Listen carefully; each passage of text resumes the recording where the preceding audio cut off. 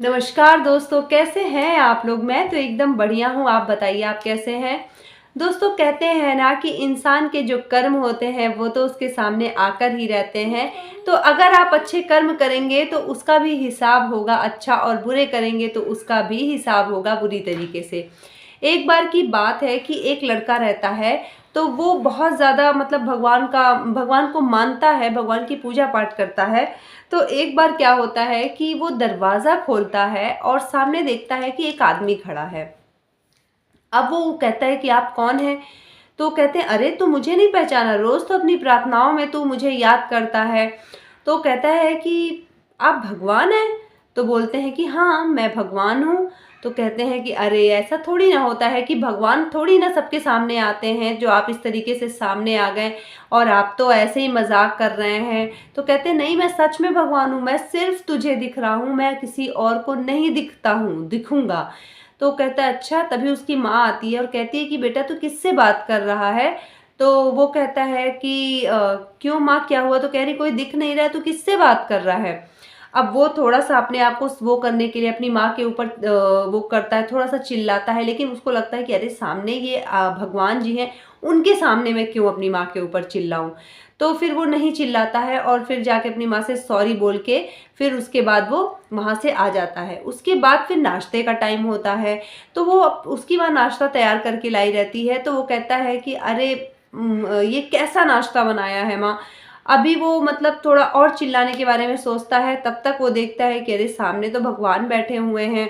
तो वो कहता है कि अरे माँ, थोड़ा-सा मतलब देख लिया करिए, और नाश्ता ठीक बना है, कोई वो नहीं है, लेकिन आप इससे अच्छा बना सकती हैं, आप इससे अच्छा बनाने का आपके हाथ में हुनर है। तो आज थोड़ा-सा कोई बात नहीं, आप लेकिन कल मुझे इससे अच्छा नाश्ता कराइएगा। तो उसकी माँ खुश होती है, कहती, हाँ बेटा, मैं कल इस चीज़ का ध्यान रखूँगी, मैं तुझे कल इससे अच्छा नाश्ता बना के दूँगी। तो वो वहाँ से निकलता है और उसके बाद वो गाड़ी से जाता रहता है। अब भगवान जो थे वो पूरे दिन उसके साथ उनको रहना था। गाड़ी में बगल में भगवान जी आकर के उसके बैठ जाते हैं। अब वो गाड़ी चलाता रहता है, तो रास्ते में उसको वहाँ पर एक लड़का मतलब झटके से वो रोकते हुए मतलब वो उसका एक्सीडेंट होने वाला रहता है, लेकिन तब तक ये गाड़ी रोक लेता है और उसको लगता है गाली, मतलब गाली देने जाता है, और ये वो गंदी-गंदी, तब तक उसे याद आता है, अरे मेरे बगल में तो भगवान बैठे हैं, वो क्या सोचेंगे अब कि मैं गाली दे रहा हूँ इस तरीके से।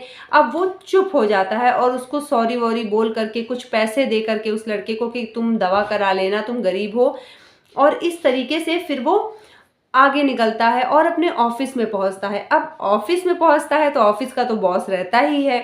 वहाँ पे उसकी रोज़ की आदत रहती थी किसी भी एम्प्लॉय को खरी-खोटी सुना देना, किसी के भी साथ कैसा बिहेव कर देना। तो उस दिन जैसे ही वो अपनी खरी-खोटी सुनाने के लिए तैयार होता है, तभी उसे लगता है कि अरे बगल में तो भगवान जी, क्या देख के क्या कहेंगे, मेरे सामने तो भगवान है। अब वो तुरंत अपने नॉर्मल बिहेवियर पे आ जाता है और सबसे उस दिन बहुत अच्छे से बिहेव करता है अपने ऑफ़िस के स्टाफ के साथ और सबके साथ। अब स्टाफ इतने खुश रहते हैं उस दिन, इतने ज़्यादा उससे खुश रहते हैं कि भाई सर को क्या हो गया है, आज सर इतने अच्छे से बिहेव कर रहे हैं। अब वो भी खुशी-खुशी, काम भी उस दिन काफ़ी अच्छा जाता है, खुशी-खुशी अपने घर आता है, और जब रात होती है तो उसकी माँ खाना बना के लाई रहती है। तो जैसे ही वो खाना बना कर के रखती है तो वो कहता है कि भगवान आप भोग लगाएँ। तभी एक टुकड़ा उसमें से निकाल कर के भगवान जी अपने मुँह में डालते हैं और उसके बाद फिर वो लड़का पूरा खाना ख़त्म करता है। अब उसकी माँ उसे बहुत आश्चर्य से देखती है कि आज मेरे बेटे ने तो कुछ बोला ही नहीं कि अच्छा है, खराब है। तो उनका बेटा कहता है कि प्रसाद कभी खराब नहीं होता, प्रसाद तो और भी अच्छा हो जाता है क्योंकि उसे भगवान पहले ग्रहण कर लिए रहते हैं। अब उसकी माँ अपने बेटे में ये बदलाव देखकर इतनी खुश होती है, और उस रात जितने दिन में उसने अच्छे काम किए थे उसकी वजह से उसके दिल पे कोई बोझ नहीं रहता है। भगवान कहते हैं, जा तू आज सुकून की नींद सोएगा। और उस दिन उसे इतनी अच्छी नींद आती है कि वो पूरी रात सुकून से सोता है और सुबह एकदम फ्रेश मूड से उठता है।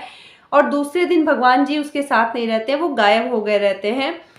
लेकिन तब उसने ये डिसाइड किया कि आज के बाद से वो कभी किसी के साथ बैड बिहेव नहीं करेगा, गंदे तरीके से बात नहीं करेगा, सबकी रिस्पेक्ट करेगा, अपने मम्मी की, अपने एम्प्लॉइज़ की और भी लोगों की, और सबसे प्यार से बात करेगा, क्योंकि यही जीवन होता है, हमें कड़वे शब्दों का इस्तेमाल नहीं करना चाहिए।